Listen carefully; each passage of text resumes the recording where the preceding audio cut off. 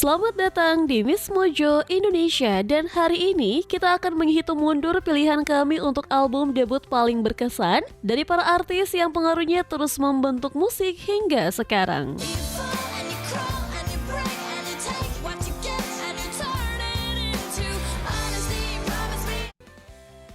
Nomor 10, Goodies, Ciara.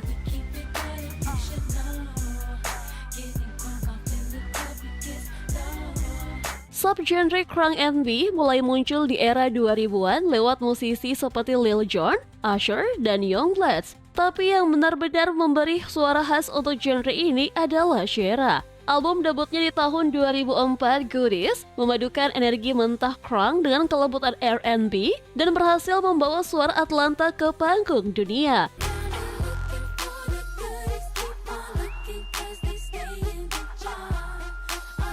Album ini sukses besar dengan lagu utamanya bertahan di puncak Billboard Hot 100 selama 7 minggu berturut-turut. Namun, pengaruh Ciara tidak hanya lewat musiknya saja. Vokalnya yang lembut dan terkontrol berpadu sempurna dengan koreografi tajam di video musiknya. Gerakan yang atletis dan penuh energi menetapkan standar baru bagi penyanyi perempuan, membuktikan bahwa wanita di R&B bisa bersinar sebagai vokalis sekaligus penari.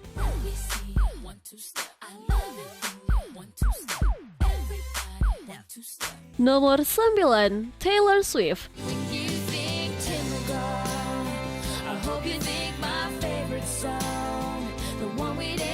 Awal hingga pertengahan 2000-an menjadi masa bermunculannya penyanyi muda di dunia musik country. Salah satunya remaja berwajah polos bernama Taylor Swift. Album debut self-titled miliknya memadukan unsur pop, rock, bahkan rap ke dalam country tradisional, menciptakan nuansa yang lebih halus dan siap menembus pasar mainstream. Mungkin bukan terobosan besar, tapi membuat Swift berbeda adalah kejujurannya.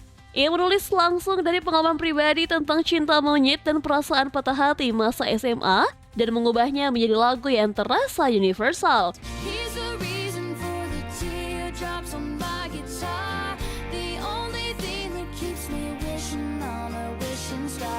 Pendekatan ini menginspirasi gelombang baru singer-songwriter dengan gaya pengakuan pribadi. Di saat yang sama, Swift juga memperluas audiens country dengan menyasar remaja, segmen yang jarang disentuh genre ini. Meski bukan album tersuksesnya, karya ini menjadi blueprint arah karir musiknya ke depan.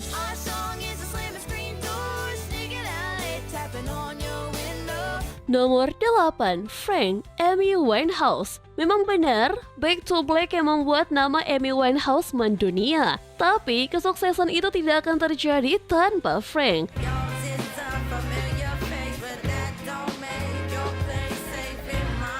Sesuai judulnya, album ini penuh dengan kejujuran lirik yang apa adanya. Winehouse menuturkan kisah cinta, patah hati, hingga seksualitas perempuan dengan vokalnya yang megah.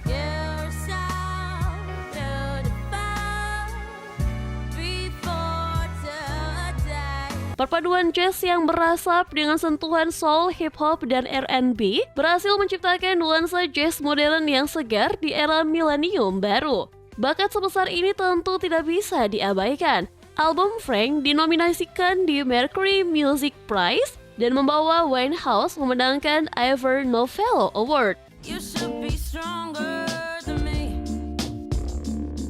Kesuksesan itu menobatkannya sebagai artis pendobrak, sekaligus membuka jalan bagi gelombang penyanyi soul asal Inggris seperti Adele, David, dan Estelle. Nomor 7, Get Rich or Die Trying, 50 Cent. Untuk album debut yang sangat dinantikan, 50 Cent mendapat arahan langsung dari dua nama terbesar di hip-hop, Eminem dan Dr. Dre, dan pengaruh mereka sangat terasa.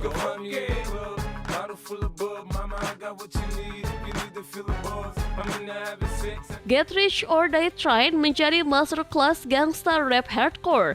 Di saat hip-hop mulai bergeser ke arah gaya hidup glamour, 50 Cent justru membawa genre ini kembali ke akarnya yang keras dengan kisah tentang perjuangan hidup dan ambisi. Lagu seperti Many Men Wish Death diambil langsung dari pengalaman nyaris mati yang ia alami, memberikan pendengar gambaran tanpa filter tentang kekerasan.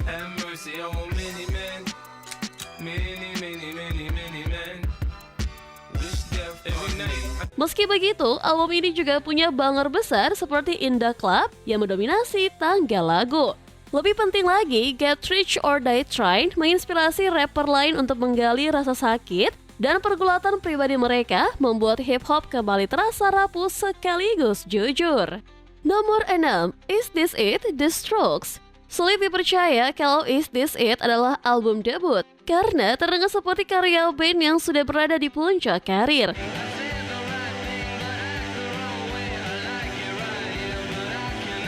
Terinspirasi dari punk 70-an dan new wave 80-an yang sleek, The Strokes berhasil menciptakan suara yang terasa nostalgis sekaligus baru.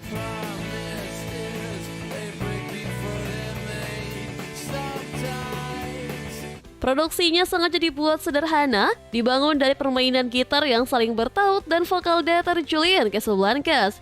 Saat rock dikuasai oleh new metal, Is This It berhasil menarik perhatian kembali ke punk dan indie rock berbasis gitar.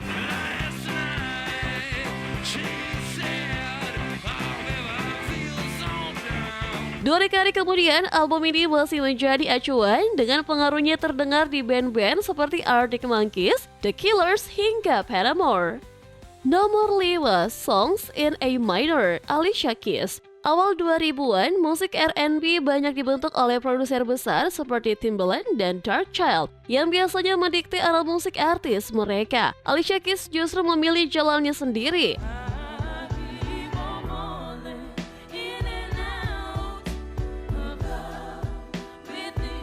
Dalam debutnya tahun 2001, Songs in A Minor, Alicia menunjukkan kontrol kreatif yang jarang dimiliki pendatang baru, mulai dari menulis, memproduksi, sampai memainkan instrumen di sebagian besar lagunya.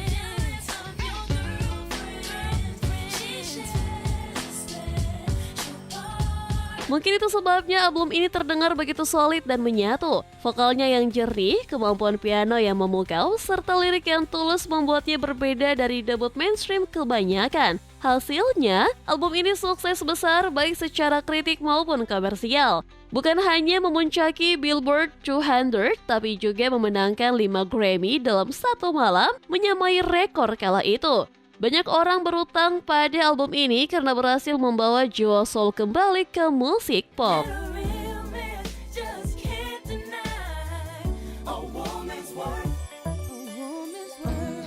Nomor 4, The College Dropout, Kanye West.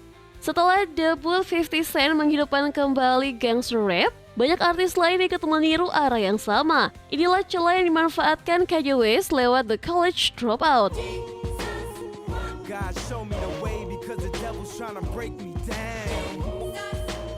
Alih-alih bercerita soal kekerasan jalanan, Kanye memilih tema tentang iman, keluarga, kapitalisme, dan ketidakadilan rasial yang membuatnya lebih dekat dengan pendengar yang tidak relate dengan citra keras hip-hop saat itu. Dari sisi produksi, Kanye memperkenalkan gaya chipmunk soul dengan sampel vokal yang dipercepat lalu ditimpa beat.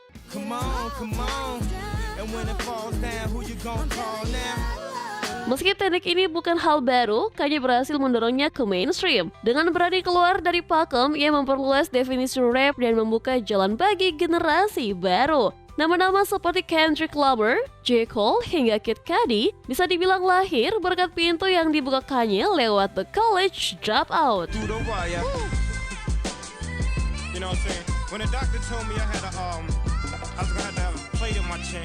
Nomor 3, Dangerously in Love, Beyonce. Beyonce jelas bukan nama asing ketika merilis debut solonya Dangerously in Love pada tahun 2003. Setelah sukses besar bernama Destiny Child, ia punya satu kesempatan untuk membuktikan diri sebagai bintang solo dan ia tidak menyia-nyiakannya.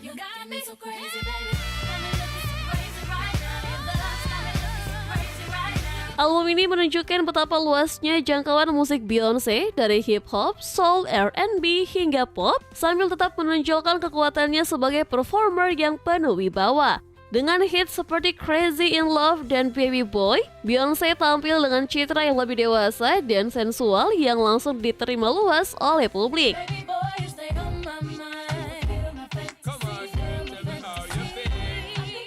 Pesannya jelas, Destiny Child sudah selesai dan seorang superstar baru telah lahir. Perpaduan genre dan keberaniannya mengeksplor sisi sensualitas, kemudian menginspirasi artis-artis muda lain seperti Rihanna dan juga Ciara.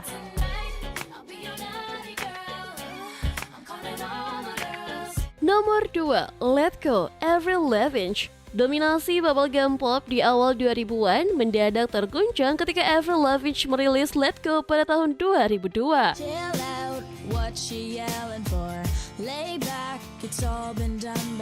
Dengan pengaruh grunge dan energi pop punk, album ini hadir dengan gitar yang raw dan sikap penuh sindiran, menjadi salah satu motor utama kebangkitan punk rock saat itu. Pencapaian ini luar biasa, apalagi mengingat genre tersebut kebanyakan dikuasai musisi pria. Kehadiran Avril membuka ruang untuk suara perempuan di pop punk dan memberi jalan bagi band-band dengan vokalis wanita seperti Paramore.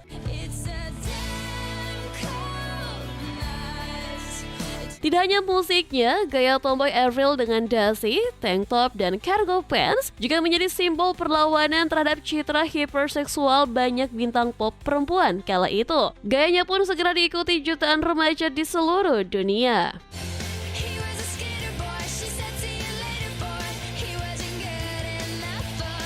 Sebelum kita menyebutkan pilihan teratas kami, ini dia beberapa honorable mention. A Ruler, MIA. Membuat musik politik terasa bisa ditarikan, memadukan hip-hop, elektronik, dan suara global. Fever Total, Yeah Yeah Yes. Album debut yang dipuji kritikus ini ikut memicu kebangkitan garage rock di era 2000-an.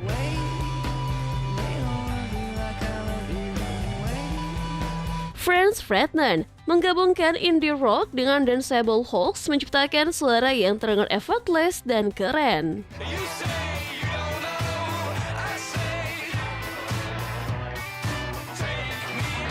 Lungs, Florence and the Machine sangat berpengaruh terhadap ledakan musik alternatif atmosferik di era 2010-an.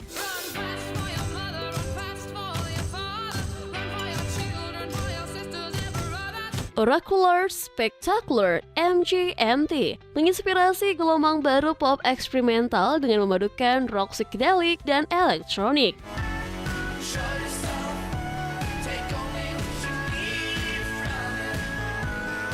Sebelum kita lanjut, jangan lupa subscribe dan tekan tombol bel untuk mendapatkan notifikasi tentang video terbaru kami. Kamu bisa memilih untuk mendapatkan notifikasi secara berkala atau setiap kali kami mengupload video.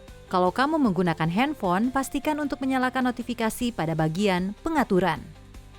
Nomor 1, The Fame, Lady Gaga. Menjelang akhir 2000-an, banyak bintang pop besar mulai meredup atau sibuk dengan masalah pribadi. Kekosongan itu langsung diisi oleh sosok flamboyan bernama Lady Gaga. Album debut tahun 2008-nya, The Fame, menjadi sebuah cultural reset.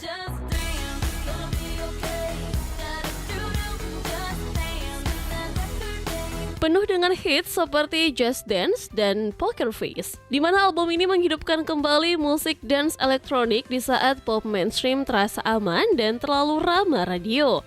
Versi reissue-nya, The Fame Monster, bahkan menambahkan nuansa lebih gelap dan berani lewat lagu seperti Bad Romance.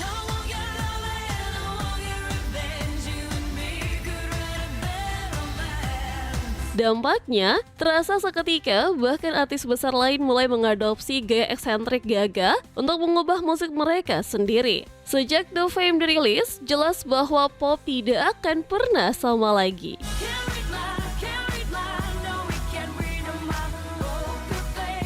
Album debut mana yang masih sering kamu dengarkan sampai sekarang? Tulis pendapatmu di kolom komentar.